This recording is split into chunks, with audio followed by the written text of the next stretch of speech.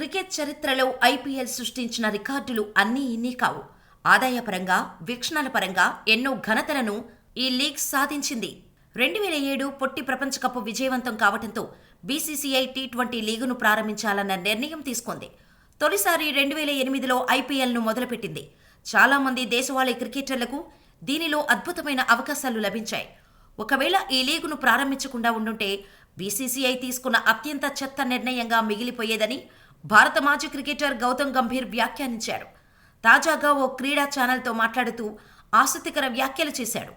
IPL భారత క్రికెట్ను మార్చేసింది. దీనిలో యువ క్రికెటర్లకు మంచి అవకాశాలు దక్కాయి. దేశ విదేశీ సీనియర్ ఆటగాళ్లతో డ్రెస్సింగ్ రూమును మన కుర్రాళ్లు పంచుకున్నారు.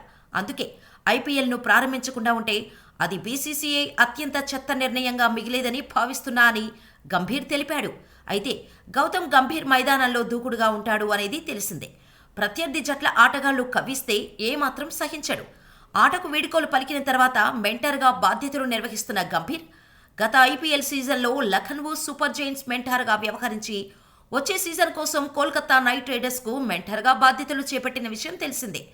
గంభీర్ కలిసిన తర్వాత కోల్కతా ఫ్రాంచైజీ కీలక నిర్ణయాలు తీసుకుంది. శ్రేయస్ అయ్యార్ను తిరిగి కెప్టెన్గా చేసి నితీష్ రాణాను వైస్ కెప్టెన్గా నియమించింది. అలాగే ఇటీవల జరిగిన వేలంలో ఆసీస్ పేసర్ మిచెల్ స్టార్క్ కోసం కేకేఆర్ ఆల్ టైమ్ రికార్డు ధర వెచ్చించింది.